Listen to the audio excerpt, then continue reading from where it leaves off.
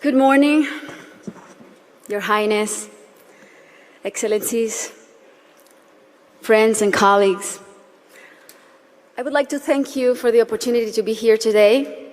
It's also an honor to join forces with Educated Child, an organization led by a woman who is an amazing role model, a woman who has shown such relentless dedication to getting every child in school. This is such an exciting day for us because it marks the beginning of a new era in my home country, Colombia. Most of you may know me as an artist, as an entertainer, and that's indeed my calling and what I've been doing since I was 13 years old.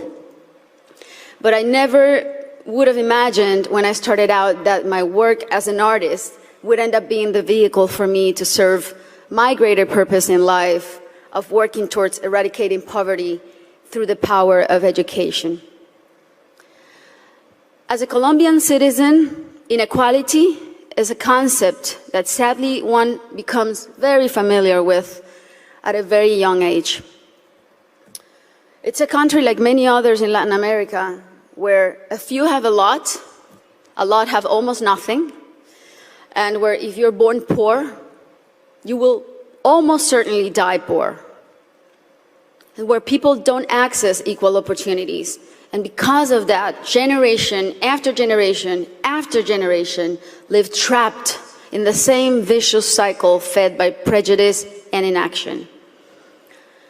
Growing up in my country when I was around 8 years old, I remember I saw kids my age who, instead of being in school, were already working in the streets, were barefoot in the park, kids like me, whose reality was completely different than mine, only because of the circumstances into which they were born.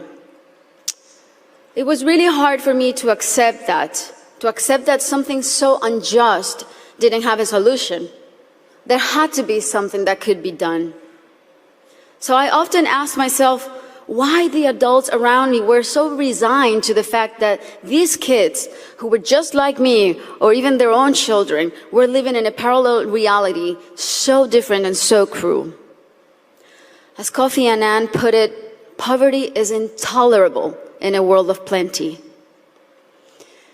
So as soon as I had some success, the first thing I wanted to do was to invest as many resources as I could into what later would become the most meaningful project of my life, working for children. So I set out to find a team of people who dreamed big and worked hard and thought like me to help me right the wrongs that I had witnessed throughout my entire childhood. And that's when our foundation, the Barefoot Foundation, Pies Descalzos Foundation, was born. I knew, and I was only 18 years old then, but I knew that I wanted to focus on children and improving their lives, but I didn't know where to start. So I really felt that I needed to learn what the roots of inequality and low social mobility were. So I decided to study the reasons why children were working in the streets, or why some children were being recruited by the violent organizations like the paramilitary or the guerrillas. Why were so many children suffering from chronic malnutrition? And I realized that most of the issues that children face in my country had and have a common denominator: the lack of access to quality education. To me, it became crystal clear that education was the surest way to give all of these kids the best fighting chance of improving their circumstances in life, because education is the great equalizer. When I started building schools in Colombia, we chose the most remote areas where there was literally nothing, no infrastructure, no paved roads, no electricity, no potable water. And we decided to build in those places, but not only build schools, but state-of-the-art schools. Schools with comprehensive models that included ECD programs, school feeding programs, parent and teacher training. And another very important part is we decided to engage the government as a strategic partner and made it nearly impossible for them to say no to doing their part by showing them results through our holistic model that really proved to work.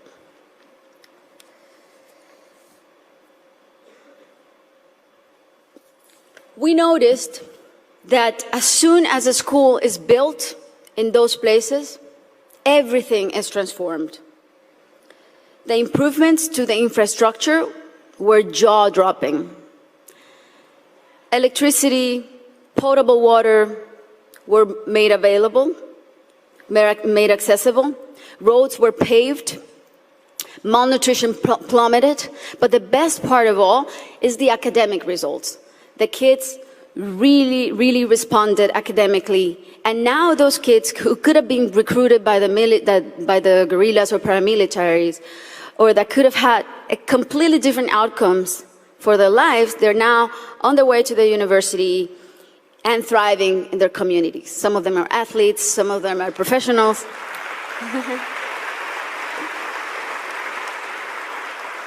That's why it really is a thrill to work for education. That's why I'm so passionate about it, because I've really seen results that are as palpable as this podium. And seeing all these success stories that have a name and a last name has been one of the most rewarding things I've done in my lifetime, even more so than winning Grammys, I think.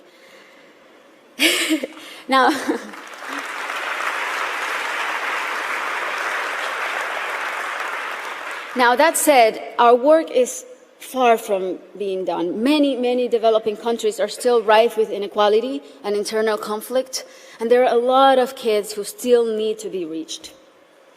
History is not only the past. History is made every day in the present. And what matters now is how we go forward and how we fix what's wrong. And that is the real challenge.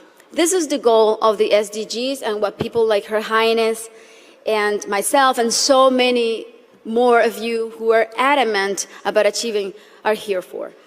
Facts don't lie, and numbers show what an incredible return on investment a quality education provides. For instance, if all students in low-income countries left primary school with basic reading skills, 171 million people could be lifted out of poverty. Systemic change often begins from the bottom up rather than the top down. The government must take responsibility, and we should all put as much pressure as we possibly can, but the rest of all, the civil society, should also do their part.